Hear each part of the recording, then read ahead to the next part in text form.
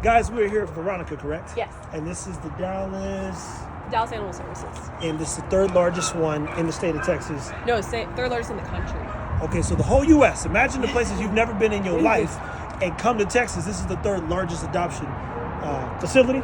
Largest intakes. There you go, intakes. She just told us that there are 50 to 70 dogs a day sometimes. And focus on her. They know what my mouth sounds like. 50 to 70 dogs dropped off a day. And what type of breeds normally? Pit Bull is definitely the most common. German Shepherds, Huskies, Malinois, a lot of lab mixes, little dogs. I mean, every breed you've seen, but I would say Great Pyrenees are really common. But definitely German Shepherds and Pit Bulls and Huskies are the most euthanized. And she fosters some dogs, and she also has bought dogs from a breeder. What's some of your best advice to those people looking for dogs? Be it there's 700 coming, just connected to this facility. I would always start at your local animal shelter, wherever that is. Normally that's going to be the dogs that need help the most. And you're also going to have a large variety of options. If you still can't find what you're looking for there, go to rescues. The rescues are going to be able to tell you more about the dog, whether it's crate trained, potty trained, more on their temperament and what you really need in your life. And then if you still want something very specific, then go do your research on a breeder that's breeding ethically and in a way that you're comfortable, giving money to that person and continuing their operation. So I think it's a step process. Be patient, and then you'll find exactly what you're looking for in your life. And, this dog's going to live somewhere probably between 10 and up to 18, 20 years, most likely 15 range. So think about your life for the next 15 years and where you want to be and how that dog's going to fit in. There you go, people. Now you say, hey, what is he doing at a shelter? I get messages all the time. You guys trying to rush me and figure out when you can get a pup from me. Listen, in some cases, it's never going to happen. But two, if I don't focus on the integrity and quality of the dogs, then we don't breed them. You guys know Bam Bam's gone. And I told you very specifically, and somebody come get him, we'll put him down for the sake of him potentially ended up here because I didn't agree with how he acted behavior-wise. And how many dogs are here just on behavior problems alone? A lot of them are surrendered for behavior problems that are very fixable, like whether it's, they tore up the furniture. It's like you need to do proper training, or maybe they don't crate their dog and then their dog, gets into something. And so how important is the crate? Tell them that. Crate training is your best friend.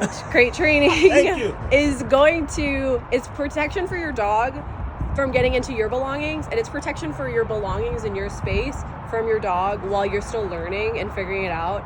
And especially if you have children, put your dog in the crate. Do not when you're unsupervised on a child and a dog is not a good idea. Just crate the dog. It's their safe space. They will be happy. Do not just forgo it and then have your dog end up here in a crate where it's, miserable. Crate training is the best. Guys, I could go down the line here because I've admitted, if I don't crate my dog, you get bad people for crating your dog. Listen, I got 9 dogs. They going in the crate at some point. Eagle's in the room right now, but that was 2 years to make sure we understand each other and they don't tear nothing up in the room. What is another big problem that you guys face when people are just dropping a dog off, outside of finances?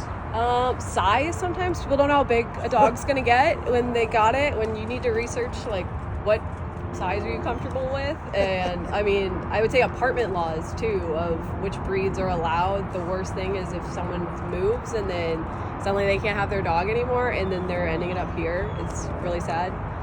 There also are home-to-home services. If for some reason you do have to get rid of your dog, that it can go directly to a home and not be here. This is an insanely stressful environment for these dogs, and they can develop more behavioral problems here. So it's I'll talk about that too, though. Even one dog being the wrong dog in your pack could set the whole house upside down. Yeah. It was one dog can be more confrontational to another dog. My dog wasn't territorial, and suddenly this other dog ends up, and now there's a little more of a territory issue. And so you need to establish that you're in charge and shut those down when you start. Man, you're not understanding. Look, I just met this woman. We just walked in, people. I just met her, and she said everything that I say is crazy. Everything that I say. So we say, hey, who's the dog in the house? Who's the biggest dog on the yard? I am. What I say goes. Guys, listen. We're going to try to bring some more information to you. I wanted to come down here and highlight what you can do to be better. But one, if you're a breeder, slow the fuck down. Let me be very clear. Slow down. Do not rush the process. Try to focus on the integrity and quality of the dog. And then if you really want to know how bad things are, come down to these places and see if you're actually adding to the problem or solving it. As I said before, I actually hate breeding, but we have to breed to teach. And if we didn't, you wouldn't listen. And still, I don't have to breed anymore, and you'd still listen now, so we're good. But I appreciate your time. Yeah, of course. Definitely follow her if you're looking to get a dog. There's a lot of dogs who need saving.